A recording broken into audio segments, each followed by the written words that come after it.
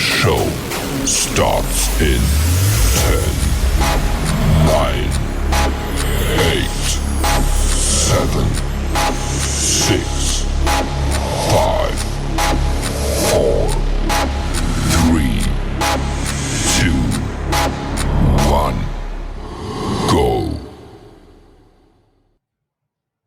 Well, how's that for an intro? Welcome to the RealRonTV Talkin Harleys Podcast. This is episode 3.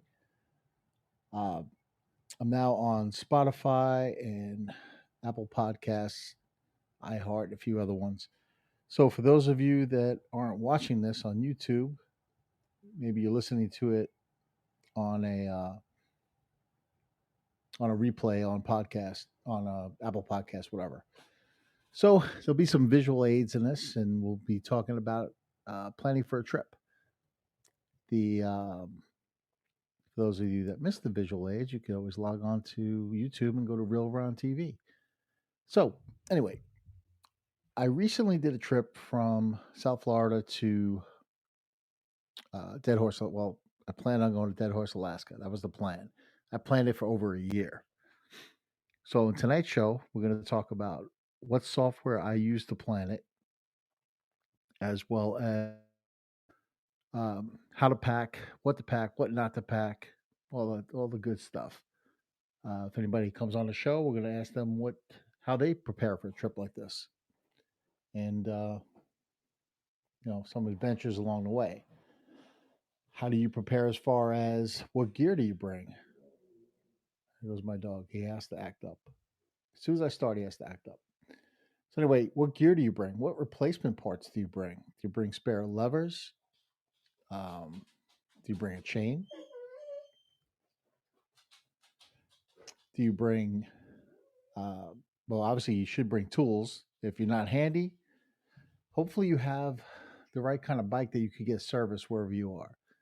Now, this trip I used my Harley Pan America. It was a 23. I did some upgrades to it. For those of you that are Indian lovers, great bikes. I had one myself at one point. The problem with that is, what if you need to get serviced along the way? What if you need an emergency breakdown? You got to get it towed. So those are some problems with Indian and some other dealers. So that's something to keep in mind. And bringing the right equipment. I didn't bring a spare chain. I did bring spare levers, some other parts, spare foot pegs, some of the things I thought might break. I brought spare chargers. I didn't bring spare camera mounts. I thought I did, but I didn't. And one of mine broke right away. So I only had one camera for a long portion of it. And I'm slowly doing my videos on this as well. So that's like the equipment that I bring. But again, other people bring different equipment. Depends on how handy you are and what you need to do. And a lot of people overpack for a trip, especially one of this magnitude. To go from Florida to Alaska and back, it's a lot of miles. And I packed up a whole bunch of camping gear because I planned on camping out half the time, hotel and camping, split it up. How many times I go camping in my entire trip? 0. Look, get away, please. Thank you. 0. Why? A couple of reasons. One, the tents that I have are the Lone Rider tents. The tents that I have, the Lone Rider tents. If you have Lone Rider or you've seen Lone Rider, it's the best motorcycle camping tent, in my opinion. You could even, has like a garage in it. You could put your bike in there and you can zipper it up. Problem with the Lone Rider tents is it has pegs that you got to get into the ground. I didn't have a hammer with me, so I couldn't get the pegs into the ground. A couple of times I did go camping. I couldn't get through the hard ground. The other issue is, what time of year do you go? When I went, I left South Florida, I think June 23rd. And when I got into Canada and Alaska, the bugs were insane. I mean, even if you stopped at their version of a rest stop, which is just basically a dirt path with a bathroom, there's a million bugs there. It's like, what do they feed on?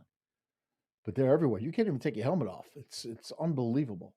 So, do you want to go camping in that? That's the other question. Because no matter how good of a camper you are and how fast you set up, you try to get into that tent without a million bugs getting in there. Good luck. I mean, you could pre-treat your tent and to kill off some of the nasties, but keep that in mind. So if you're camping, plan on that. I again, I didn't get to go camping, so it was a pretty expensive trip because I'm also a little too I don't like to skimp when it comes to hotels. I want a nice comfortable rest, nice comfortable bed, extra pillows, AC if it's hot out. And a lot of nights it was hot. But plan your trip. And the way I would plan my trip, I'll get into the whole planning stage in a minute. But while I'm on this topic, I would start out the day and I know I want to go, say, 500 miles, 6, 4, 7, whatever it is. And if I want to do 500 miles on a day, I would pick where a hotel I wanted to stay at that's roughly in that mileage range. So say it's 500 miles. I would look for certain hotels that were right off the roadway. Good, classy hotels, decent hotels, not the best, not the worst, pretty good. And I would plan my trip accordingly. So then I picked the hotel. I would then plan my trips roughly 100-mile segments, give or take. Sometimes I want more. Sometimes this way I didn't have to worry about running out of gas. And if you use Google navigation, you can pick the gas stations along the route. So know roughly, if you do 50 miles, 100 miles, whatever it is, you can plan the gas stations in those segments. That's the way I plan that. Now, what kind of software did I use? Now, hold on one second.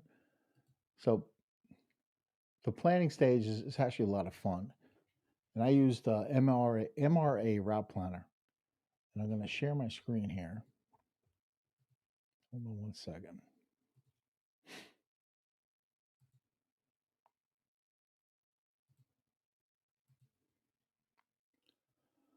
Hopefully this shares. I don't see it on the screen yet.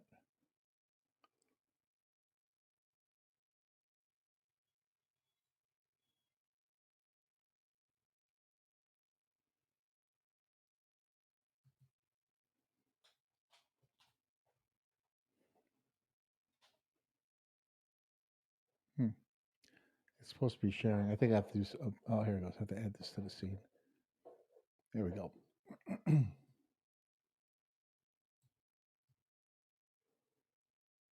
Okay, so I use this.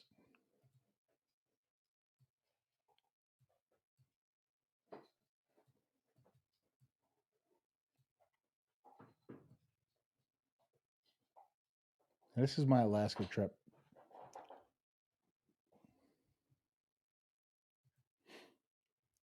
Now, what's great about MRA Route Planner is you do waypoints. So you can see where I started in South Florida. I don't know if I actually went most of this. I did change it a little bit, but I would plan all my stops. This is kind of messed up. I forgot to fix it, but I pretty much knew exactly where my segments were. And I had to plan it around my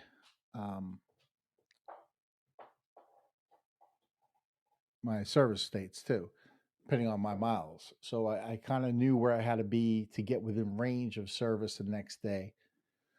So what's great about this is you can see supposedly I'd be there in 8 days. Then I go through here, up through Alaska to Dead Horse. So that was the plan. Through Whitehorse. So this is the route I went. Coming back, I went a different route.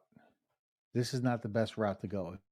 Talk about the best way to actually plan and go through Canada. There's better ways to go than what I did. Again, I learned the hard way. Another thing about Canada is you got to prepay for your gas before you get gas, but it's really a limit. So say if you know you're going to put $20 of US into your gas tank, you can put a max of 25 and it won't charge you the extra. So if you are doing that, what's great about this is, and you can animate it, do all this other stuff, but you could add a waypoint. So like say I want to go to St. Paul, you can put an address in there. Let's just go with this address for now. So if I want to do this and add St. Paul to this, it's going to put it at 17. So basically, if you go to waypoints here, and St. Paul is at 17, but I want to go there from 3 somewhere. I want to skip out this. So I want to go between 3 and 8. So you just move St. Paul up somewhere around here.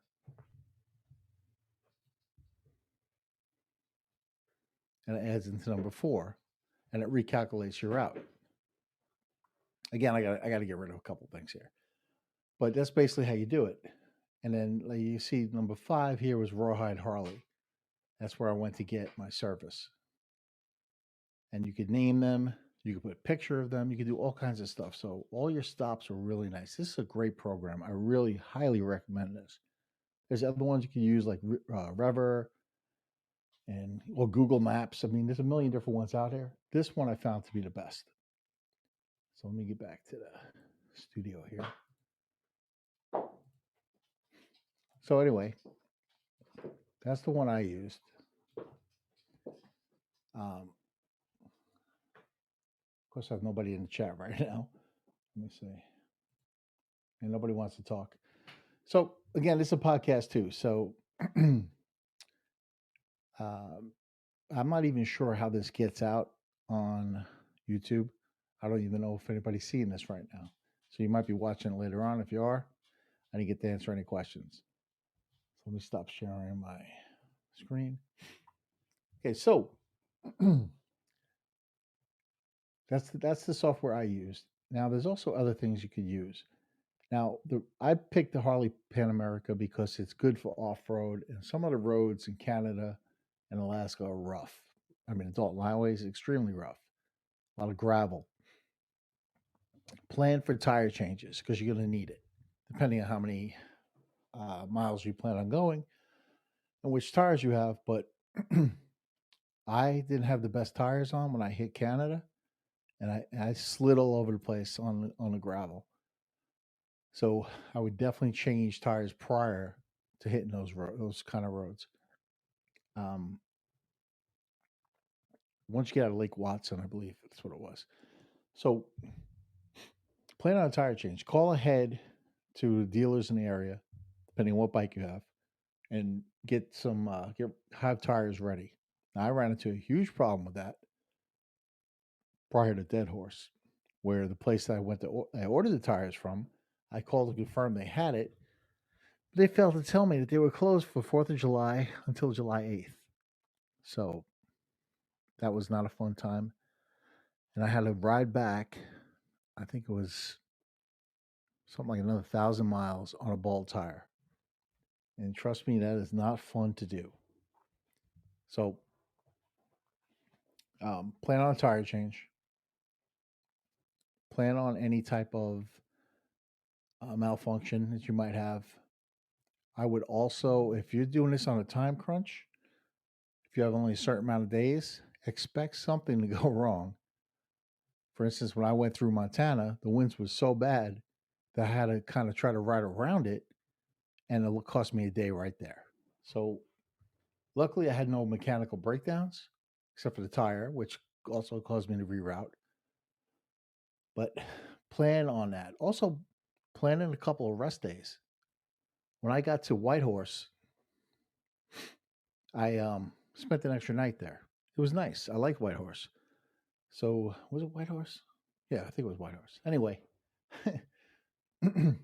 plan on a rest day or two. If you're on that time crunch, you just got to speed through. But time crunch, and you got to do 600 miles a day to make where you want to go. It's not as fun of a trip. if you got planned an extra couple of days and you only do, say, 400 or 500 miles a day, it's a lot easier on you. And you have time to stop and see things. Now, that's another thing. I told myself that when I planned this trip, that I was going to stop and take drone footage. I was going to stop at the sites I'd like to see. I did a little bit. I went to Mount Rushmore, which wasn't on a plan, but it wasn't far away. So I did Mount Rushmore. And I, however, failed to put up my drone. Because first of all, Canada is they're like Nazis with drones. You can't put your drone up, especially if it's any type of national park. Forget it. The mounted police come out from nowhere. Now, if you're worried about getting pulled over, I saw like 2 Canada cops the entire time, so that's not going to happen. But I guarantee you, as soon as I put my drone up, there'll be Pepe Le Pew will be around the corner there waiting to get me, and that's not a good thing. I don't know what kind of fine I'd pay. So anyway, plan the extra days. Stop when you get a chance to stop. You see a great site, stop. Put that drone up. Take pictures. Life is too short to speed on by. So you see a good spot, stop. I'm going to do this trip again. And when I do this trip again, I'm going to spend more time than I did on the last one. Instead of a month, I might take a month and a half. And I'm really going to slow it down and make sure I see the sights. But it's kind of in my nature to speed through everything. So that's the rough part. So as far as food goes, I mean, everybody knows their own body. I don't know if I would go out and eat something that's going to run right through me. That's not a lot of fun on a bike. And especially you have no idea where the next bathroom is, if it's open, if it's clean. So, plan your stops, eat sensible food. Don't push it to the limit. Also, I mean, I didn't get sick, but plan on what happens if I get sick. What if I get the flu? What if I get a really bad cold or a stomach virus or eat some bad food? Have those extra days ready to go, because if you need it, what happens if you get the flu and you really can't ride? Now you're on that time crunch. You want to get to a certain point and back within a certain amount of days. Unless you're retired and you take as much time as you want. If you're working, you're taking a certain amount of days off. Expect something to go wrong. Expect that extra time. Have contingencies in place for when you get sick. It's going to happen. Maybe not. Maybe it's a. Now here's another thing. You guys like to ride together in groups, small groups, big groups, by yourself. Personally, I like to ride by myself. I'll tell you why. If I ride by myself, I could go as long as I want, as short as I want. If I want to stop at the bathroom, or if I don't want to stop at the bathroom, that's my choice. If I want to stay at this hotel or that hotel, camp here or camp there, it's my choice. And if you have a really good partner you could go with, or multiple partners, you guys know each other, that's a lot of fun too. But what if you don't? What if you ride with somebody you never rode with before, or somebody that's just an acquaintance, and they ride too slow? I mean, me personally, I think I average 85 miles per hour the entire ride. A little faster, sometimes a lot faster. Very rare was it slower, but whoever you're riding with, what do they like to ride at? Is 85 way too fast? Will they even get out of fifth gear? So you have to know who you're riding with. Go on other rides with them, like local rides. Because if you guys can't, a trip from Florida to Alaska, if I couldn't go above 70 miles per hour, I probably would have fell asleep on the bike. To me, that's just me. That's my personal style of riding. Somebody else might be doing 95, 100. They like to speed right through it, especially if you're on a sport bike. But know your limits. Know how you like to ride and how your partner likes to ride. So that's why I personally like to ride by myself, because I set the tone. I set the pace. I stop when I want. If I want to stay an extra day, I could. And what if you ride with somebody and say you can't wait to get to Alaska, but the person you're with wants to stop and spend an extra day here or there, or let's go sightseeing on Mount Rushmore. Personally, I didn't want to go. Hold on one second.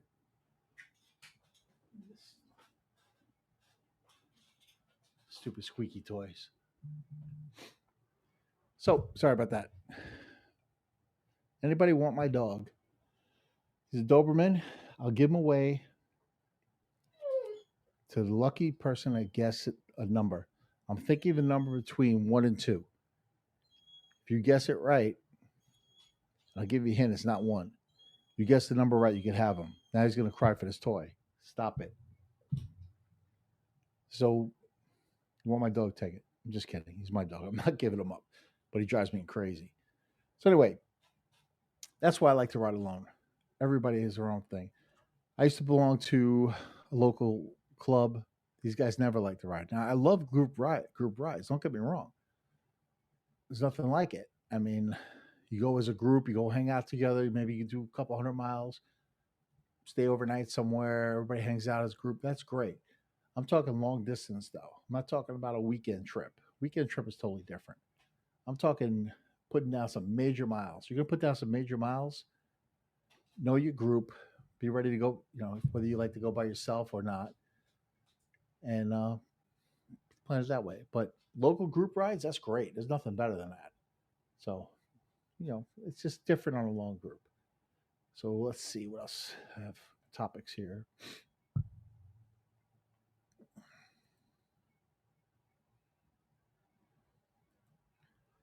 Now I put, how many miles a day do you guys like to average?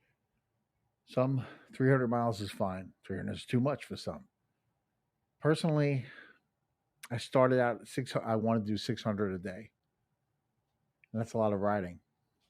But what you find is when you put a goal like that,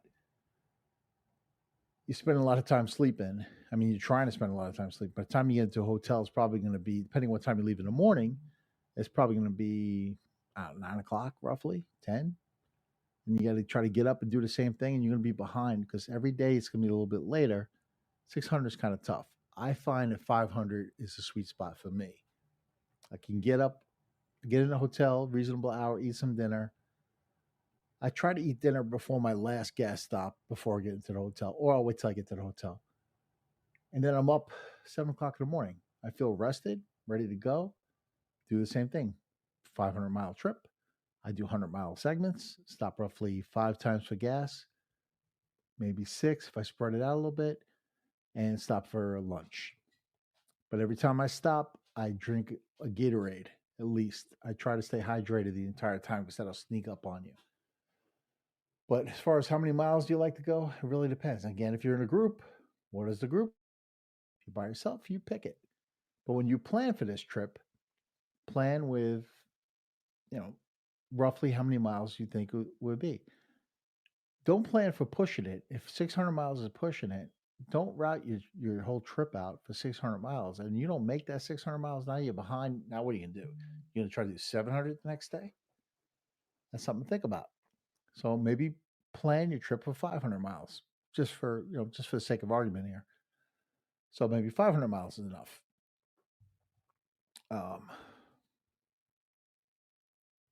So anyway, that's how I do it. And one of the things I wanted to ask in the chat, but I don't have anybody in the chat right now. What's the longest trip you've ever done? Now, I'm pretty new to long distance riding. I never really did it before. This Alaska trip is by far the longest one I've done, to like the Tail of the Dragon from Florida and Georgia, things like that. So, what's the longest trip you guys have ever done? Put it in the comments. If you're watching this later on, put in a comment where you're from and what's the longest trip you ever did. What's the best trip you ever did? Love to hear it. And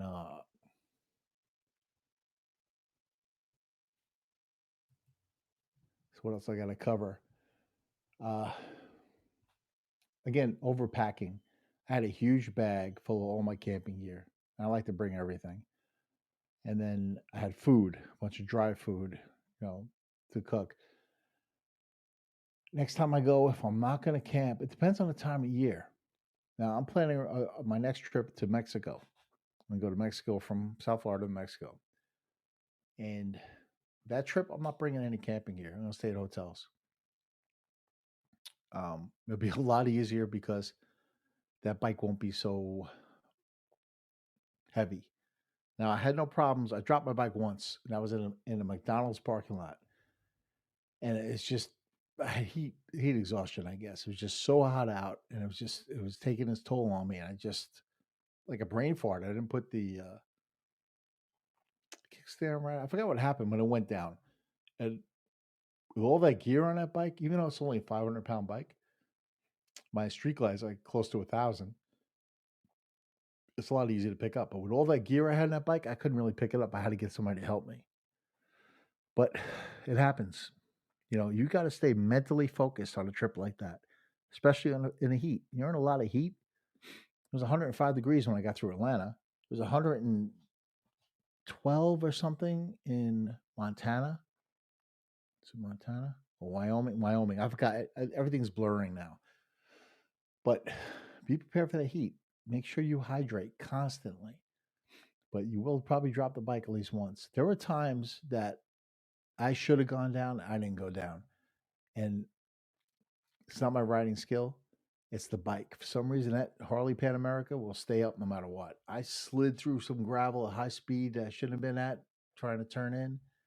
And I stayed up somehow. I don't know how I did it. But, make sure that you, again, prepare for all that. But you're going to get tired. There's no doubt about it. So plan that into your trip. And you shouldn't push it. If you're getting tired, exhausted, stop at a hotel for a night. Again, these are the contingency days that you plan. Take the extra days. Don't push it another 100 miles. If you're that tired and the heat got to you, do that. It's been raining all day, and you just gotta dry off. I mean, the other thing, let's talk about gear real quick. I had to climb Latitude jacket and pants. It's expensive, but you know what? Best gear I ever had. Stayed totally dry the entire time. It was perfect for the cold air. Um, I couldn't have wore it like in Atlanta and Wyoming and those areas because it was just too damn hot. But when I got to Canada, Alaska, and parts on the way back, I was able to keep that gear, and it was perfect. So I highly recommend climb stuff. Make sure you get a good pair of waterproof boots. Ones that go up pretty high. The problem is when you try out these waterproof boots, some say they're waterproof, Gore-Tex, whatever. They're not all waterproof. And if there's a way for rain to get in, they'll find a way in. Walk around in them first. Don't buy brand new boots and try to go on a trip like this without walking in those boots and getting used to it. Break them in because you don't want to get, blisters on your feet or anything like that.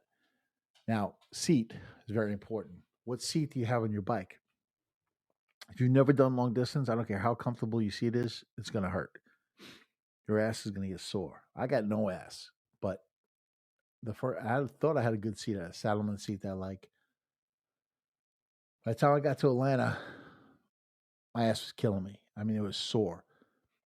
So I forgot it's a company called Wild Ass seat cushion. I forgot it at home. I brought everything, kitchen sink, everything, but I forgot my Wild Ass cushion. So I had to stop at a Cycle Gear in St. Louis, bought a new one, and that was a life changer because I wasn't sore the rest of the way. So make sure you are comfortable. Make sure that you're ready for long rides. Take a test ride before you go, like a couple 100 miles. If you haven't gone with the gear you have, do a test ride. Pack up your bike the way you would pack it for a trip. Make sure you can handle it. The Pan America has a problem with the way the kickstand is, and you have a lot of gear on there. It's a pain to get that kickstand down. So you got to know all these ins and outs of your bike and your equipment. But that Wild Ass seat cushion, look it up.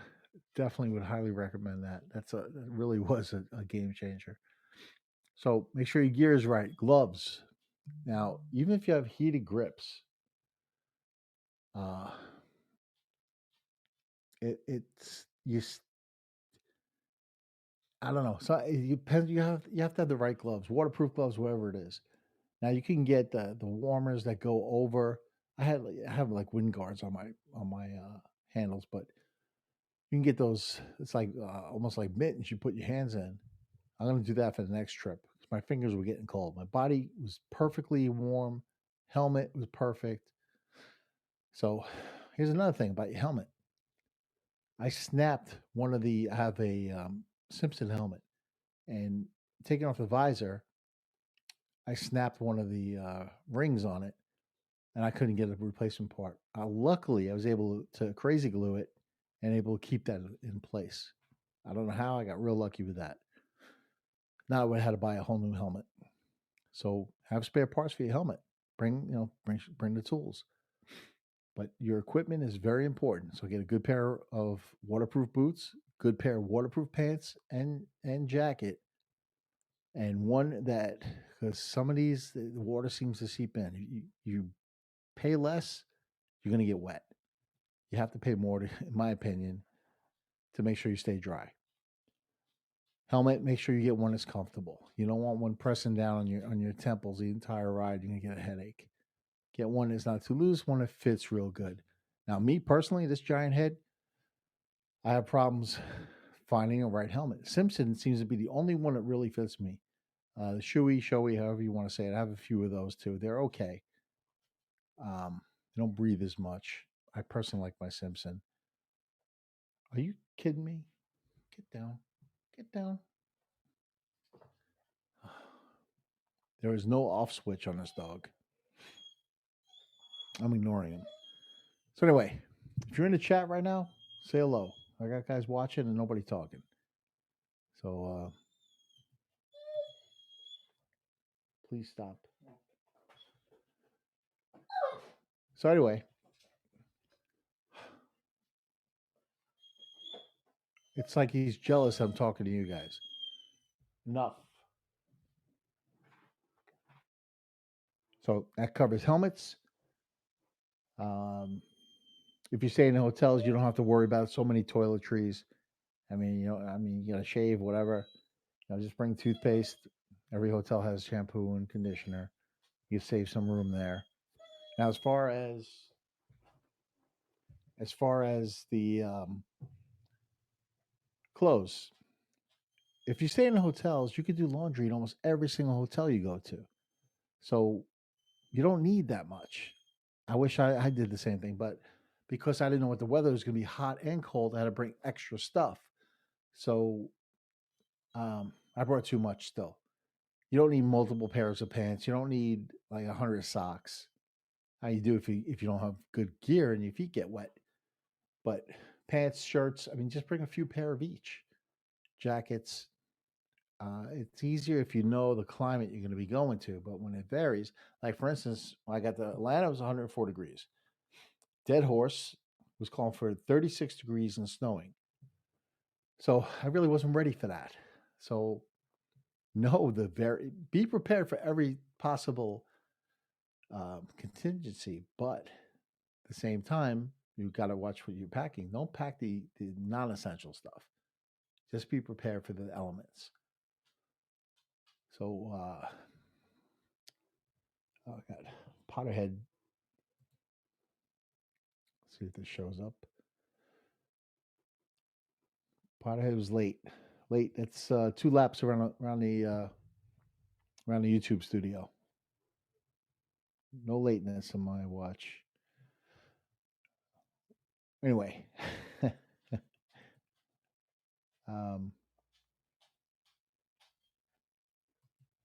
oops. Okay.